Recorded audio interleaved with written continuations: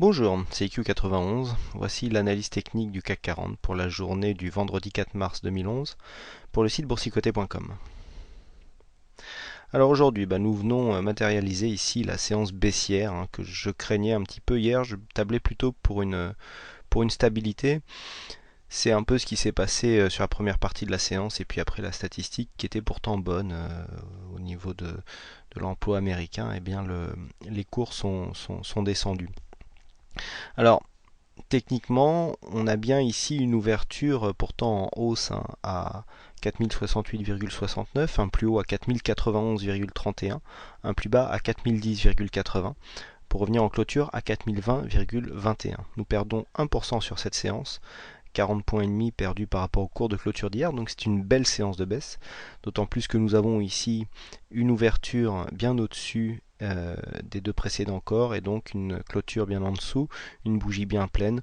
Nous étions en flux montant, la dernière bougie est verte, donc c'est un avalement baissier double puisque les deux dernières bougies, donc le corps des deux dernières bougies, sont compris dans cette bougie. Donc gros signal baissier. Alors ça souligne un petit peu l'incertitude qui règne sur les marchés, puisqu'ici nous avons un signal, alors je le rappelle, on était ici parti sur un signal baissier, puisque là nous avions une belle tendance haussière, très court terme, avec ici une pénétrante baissière que nous avons eue, et puis là nous avons eu ici une bougie qui est venue matérialiser la figure de retournement. Je vous avais dit qu'on avait une configuration technique, notamment au niveau des volumes et de la volatilité, qui pourrait impulser un retournement au moins très court terme.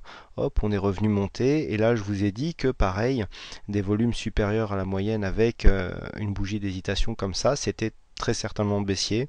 Comme on venait ici d'une petite hausse, je misais sur une stabilité, et puis finalement on est descendu. Donc bon, descente contenu, puisqu'en clôture on arrive à préserver ici le support haussier qui guide la tendance haussière, donc moyen terme. Je vous rappelle ici, voilà ce trend dans lequel nous sommes.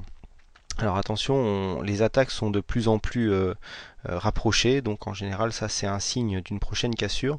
On peut s'attendre donc à venir sortir ici de ce trend pour changer de tendance. Donc la belle hausse que nous connaissions depuis décembre est certainement en train de vivre ces dernières heures. Alors c'est pas parce qu'on sort d'une tendance haussière qu'on va rentrer dans une tendance baissière, mais tout du moins la dynamique que nous avons là semble bien se terminer, à moins qu'une surprise du week-end nous fasse remonter les cours dès lundi. Personnellement, vu les tensions géopolitiques et un petit peu l'environnement macroéconomique dans lequel nous évoluons, j'y crois peu. Mais bon, on ne sait jamais. En bourse, il faut toujours se préparer aux surprises car elles sont légion. Alors, ici, une attaque du support haussier. On a des indicateurs. Alors, comme tout à l'heure, je vous parlais vraiment d'hésitation. On hésite puisque c'est vraiment très hésitant, un coup on monte, un coup on baisse. J'entends la radio certains qui comparent le marché à des portes de saloon. Bon, effectivement, ici c'est très indécis, puisqu'on a donc un RSI qui est neutre, qui ne nous donne pas de direction depuis maintenant quelques temps. On a un stochastique, vous voyez, qui croise et recroise sa ligne de signal en pleine zone neutre. Un MACD, pareil, qui n'arrête pas de nous donner des évolutions positives, négatives. Des volumes, alors ça par contre c'est important. On a des volumes dans la moyenne là, sur cette semaine qui sont tous au-dessus de la moyenne donc des dernières séances et une volatilité qui a tendance à monter. Ça se voit bien au niveau de la moyenne mobile ici. Vous voyez que depuis maintenant mi-février, on a beaucoup de séances qui gagnent en volatilité.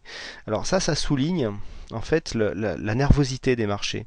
Ça correspond quasiment au début de la crise. Donc ça a commencé par la Tunisie, et bon maintenant c'est la Libye. Et bien vous voyez, cette nervosité se ressent sur les marchés car on voit des séances à fort volume. On a beaucoup d'histogrammes ici au-dessus de la ligne pointillée qui matérialise donc la moyenne mobile sur les volumes. Et là, nous avons la volatilité qui monte aussi. Donc ça prouve bien vraiment l'état d'incertitude dans lequel se trouvent les investisseurs sur la place parisienne, puisque ici, on a tantôt des signaux haussiers, tantôt des signaux baissiers, puis là on remonte et là on redescend. C'est vraiment très indécis.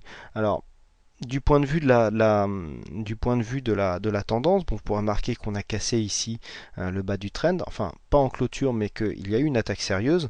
Alors bon, si je dis ça aussi, c'est parce que la cotation CFD future qui est actuellement, hein, il est 18h30, se situe aux alentours des 3980. Donc c'est pour ça que quand je parle de miracle, enfin, ou de surprise. Il faudra vraiment qu'il se passe des choses parce que pour l'instant nous sommes à ce niveau-là, hein, sur le retracement des 50% de Fibonacci.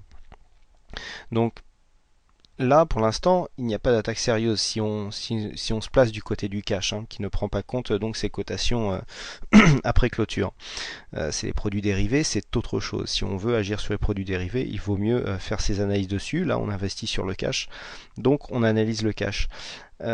Par contre, on voit ici la moyenne mobile 50 jours ici qui vient se poser en support, hein, par rapport ici on est venu quasiment aussi sur cette même zone, donc le 24 février. Là on n'était pas loin avant-hier, et puis là aujourd'hui, le plus bas vient quasiment se poser sur cette moyenne mobile. Donc ça sera à surveiller. Un franchissement, alors attention par contre, un franchissement si les cotations sont sur les mêmes niveaux à l'ouverture lundi, on aurait une ouverture en gap sur rupture donc sur rupture d'une ligne de tendance qui en plus nous laisserait la moyenne mobile qui définit quelque part la tendance moyen terme. Ça nous fera un joli gap de rupture puisque nous sortirions d'une figure sur un gros gap baissier. L'alerte serait vraiment très sérieuse, hein, surtout si nous n'arrivons pas à combler ce gap et si les volumes sont conséquents. Ça serait vraiment un signe de profonde consolidation. Alors, ici, la volatilité qui monte, les volumes aussi.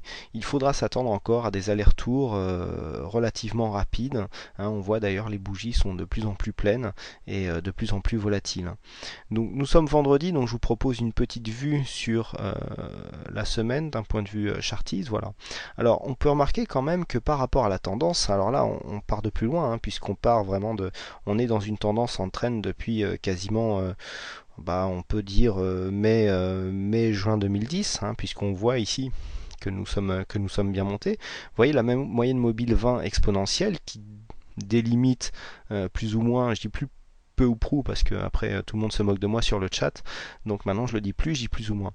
Et on voit bien ici que cette ligne de tendance ici vient se poser en support, donc nous sommes depuis quelque temps maintenant dans le haut du trend. Hein. Vous voyez ici que la cotation depuis septembre 2010, on est dans le haut du trend. Mais là, on pourrait très bien redescendre. Vous voyez que par rapport à la moyenne mobile 20 exponentielle, donc là on est à 20 semaines, hein, puisque c'est une vue hebdomadaire, on a encore un petit peu de marge, hein, puisque la semaine prochaine elle se situera à peu près à 3950. Donc 3950 nous donnera une alerte sérieuse, et puis le bas du trend moyen terme se situe à 3770. Bon, ça serait quand même étonnant et inquiétant même, je dirais, qu'on aille rejoindre cette zone la semaine prochaine, mais c'est si la consolidation se confirme, eh bien on pourrait viser le bas du trend, et pourquoi pas la semaine d'après où elle sera quasiment sur les 3800 points. Et puis aussi une chose sur laquelle il faut attirer notre attention, c'est que ici nous avons une moyenne mobile en rouge à 50 semaines. Donc c'est une moyenne mobile long terme.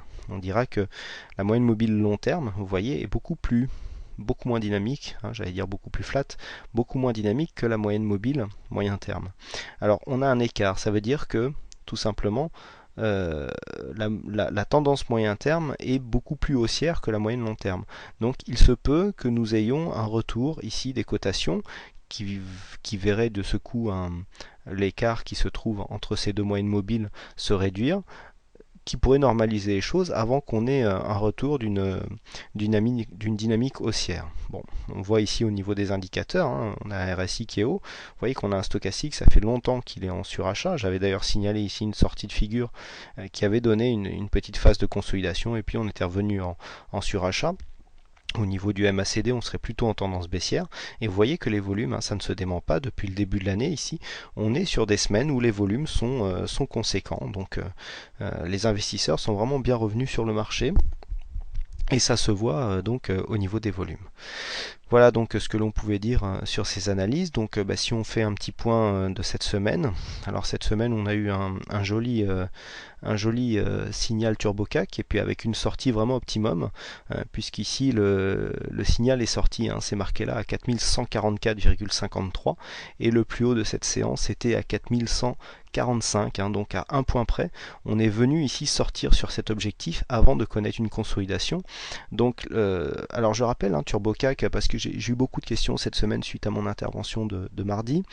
Euh, TurboCAC, c'est une méthode d'investissement, donc c'est une stratégie, je dirais directionnelle, qui marche dans les deux sens, à la hausse ou à la baisse, mais c'est surtout de l'investissement systématique, c'est-à-dire c'est un système, on a des indicateurs techniques, qui sont donc contenus dans un e-book qui est en vente sur le site, et lorsque les indicateurs techniques arrivent, hop, on déclenche l'achat ou la vente et on garde la position jusqu'à temps qu'un objectif, donc un take profit ou un stop loss soit déclenché.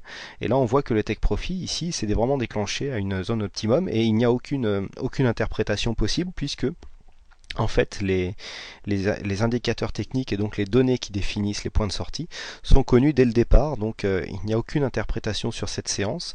Les ordres sont posés au moment où l'ordre d'entrée est exécuté. Donc là vraiment c'est de l'optimum. Alors les paramètres de cette stratégie sont optimisés, mais ici qu'on voit que l'optimisation a du bon car à un point près, eh bien on est sorti quasiment sur un point idéal, même si l'entrée, on aurait pu rentrer un peu mieux, mais le principal c'est de faire des plus-values. Et donc ici le signal est vraiment éloquent de ce que l'on peut avoir sur des analyses donc et sur des stratégies systématiques. Voilà donc ce que l'on peut dire sur cette analyse technique. Je vous remercie encore une fois à toutes et à tous pour votre participation sur le site, sur le chat. Et puis le jeu du fixing a aujourd'hui été remporté par notre plus belle bougie rouge à point noir, Coccinelle, qui a aussi aujourd'hui gagné le jeu du fixing. Félicitations pour elle.